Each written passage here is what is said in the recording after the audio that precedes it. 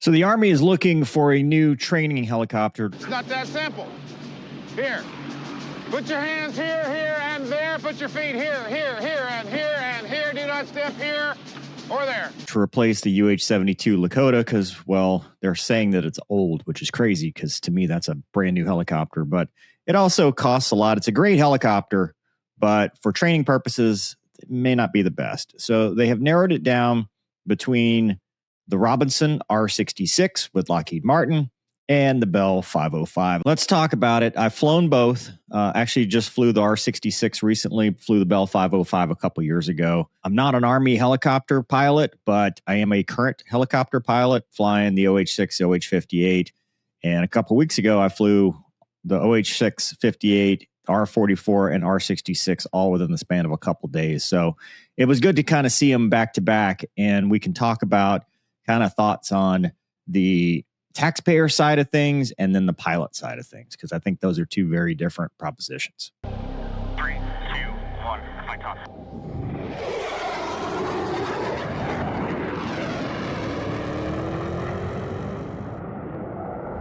In this corner, you've got Lockheed Martin advances to phase 3 of the Army's flight school. Next competition announces the Robinson R-66 NXG, I guess, as training platform. Moving into phase 3, they announced the R-66 as the training platform for the initial entry rotary wing program. We're grateful for the Army's confidence in our flight school next solution. To move on to phase 3, it's supposed to be modern, affordable, high-quality training pipeline. Robinson, the world's leading manufacturer of civil helicopters, will provide a fleet of R-66 NXG along with spare parts, technical support, dedicated training services package. And they're improving on the R-66 with a suite of modern upgrades that make it uniquely suitable. Those modern upgrades do not include getting rid of the T-bar cyclic or T-handle, T-bar, teetering. I don't know, whatever they call that thing. It's goofy. We are proud to be selected by Lockheed Martin as a platform of choice for the Army's next primary trainer. Offers a modern American-made solution, ensures readiness at a fraction of the current cost. Its simple, responsive flight characteristics are crucial for mastering the fundamentals of stick and rudder skills necessary for any situation, ensuring we can support the Army's stringent criteria for flight school next. Now, that's a good point because I think pilots that have come off the Lakota have been at a disadvantage because it's such an easy helicopter to fly. You don't get the basic stick and rudder skills that you might get with an R-22, an R-44, Bell OH-58, because remember that used to be their training helicopters. But it doesn't require as much. You say stick and rudder, but cyclic, collective, anti-torque pedals doesn't require as much. So yes, it's good to have a good foundation, and this helicopter could probably do that. And in this corner, you've got Bell 505. Bell solution for the Flight School Next program. That is it. It is already widely used, and they're saying it's the they've been doing Army training since 1946, and they're committed to continuing. Bell 505 is already in 55 countries, 300,000 flight hours, 6 continents. High inertial rotor system, integrated advanced avionics, and versatile open cabin design, with advanced simulation as well and mission-ready superior trainer for emergency maneuvers. So I was talking to a friend of mine, and I was like, why, what do you think? And he's like, why don't they use the R-88? That's because the R-88 doesn't necessarily exist yet, and it's way too big. It's a much bigger helicopter. It does have the center stick, but it doesn't have anything else. So let's talk comparisons. If you talk at the engine, you're looking at the Safran Arius 2R, 459 horsepower on the Bell 505 versus the Rolls-Royce RR300, which is 300 derated to 270 for takeoff, 224. The Bell is obviously more powerful. Gross weight, you are more powerful, but you are heavier, 3680 max gross weight, 4470 external versus 2700. The Bell's got a higher useful load, and it's just a heavier helicopter. 2180 empty weight versus 1421. So useful load, like I said, 940 to 1500 depending on the configuration versus 786. The main rotor is huge. It's 4 feet longer in the Bell 505, higher inertia, better rotation, auto rotation, and energy. Two-bladed teetering. They're both good. So this common misconception, everybody hates Robinsons because they're like, well, cut your own tail off, mass bumping. That's true. SFAR 73 does exist. However, any two-blade teetering system can be susceptible to mass bumping. OH-58's got mass bumping and spike knock. But it's not, if done correctly, no low G pushovers, you can kind of avoid it. That's most of the Robinson's problem, is flying in turbulence at high speeds or low G pushovers.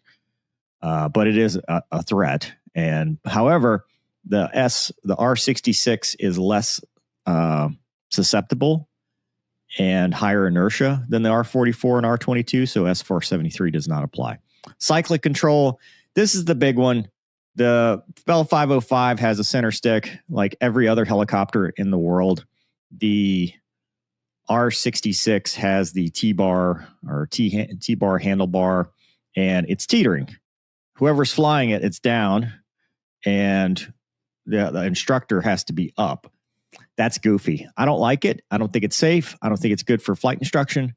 When I flew the other week, where I went from OH-6, OH-58, and then the next day I flew the R-44, R-66, it took some getting used to because it is not centered like you would be in a normal helicopter. It's offset. It's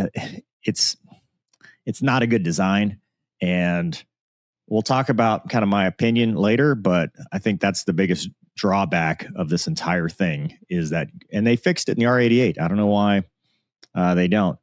As far as handling goes, the 505 it's smoother. Big rotor blades, more inertia, stable. The R-66 is twitchier. It's just a twitchier helicopter. It's more responsive in that regard, but it's twitchier. It's harder to be stable. So I think the Bell's going to be more forgiving. When you talk about auto rotation performance, I didn't do an auto rotation in either of them, but I have done them in R-44s and OH-58s. And having more rotor inertia is much better. It gives you better glide ratio, gives you more forgiving on the bottom, in your flare. It is easier to pick a spot and make it. OH-58 is a non-event. R-44, it's a big event, and it's hard to nail down the spot in comparison. R-66 would probably be somewhere in between those two. Avionics, so the R-66 is the IFR capable, and they're going to upgrade the Bell 505 to be IFR capable as well. So that's really not the helicopter itself so much as the contractors on that. Cabin room, pretty much the same. I think probably the R-66 is going to be more comfortable, but pretty good. Maintenance and cost. That's where this is going to be, as a taxpayer, almost no comparison, because the acquisition cost on the Bell 505 is higher, about 1.4 to 1.5 base, and then upwards from there, depending on how it's equipped and how the contract works out. The R-66 is cheaper, and then operating cost is even lower. Fuel burn, the cost per flying hour is significantly lower with a lower fuel burn and lower maintenance costs. Now, granted, if, they used to have the 12-year, 2,000-hour thing, but they changed that with the R-66. So it's got a little bit longer time for the rotor blades and tail rotor. But, they tell somebody if you're a civilian operator, the R-66 is a better value because it's a little bit faster and it's cheaper to operate, and there's more parts availability in general. But I don't know. It depends on how the contract is, because they're not going to sell it for what you'd find out in the street. So flying them, having flown both, like I said, I flew the 505 back in 2021. The Candy Cane helicopter came out, and it's stable. I actually got out of an R-44 and got into the 505, and it was stable. Avionics were brand new. Air conditioning works great. great visibility. Yeah, the FADEC does its thing. It's very easy to start and get going. It flies a lot like a better OH-58. And the R-66 is a great helicopter. I love Robinson helicopters. I don't understand all the hate for them, but the R-66 it's twitchier. It's less forgiving. It's going to be harder to auto. It sits lower to the ground. Like you feel like you're sitting on the ground versus the higher skids. From a training perspective, from a pilot's perspective, if I'm the guy, and again, this is not DOD endorsed, this is just Mover's opinion.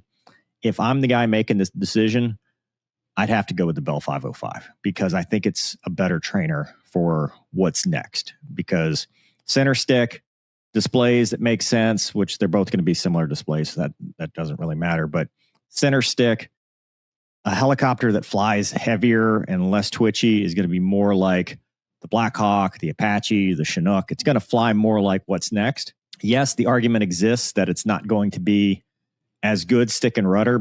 It's always better to go from harder helicopter to fly to easier helicopter to fly. I just don't see the correlation. If we're talking what's the best training for the Army, the OH-58 did a great job for very many years. I just don't see where the R-66 is just so wildly different from everything else. I don't see, you might as well do an R-44 and you save more money. The turbine doesn't make that big of a difference.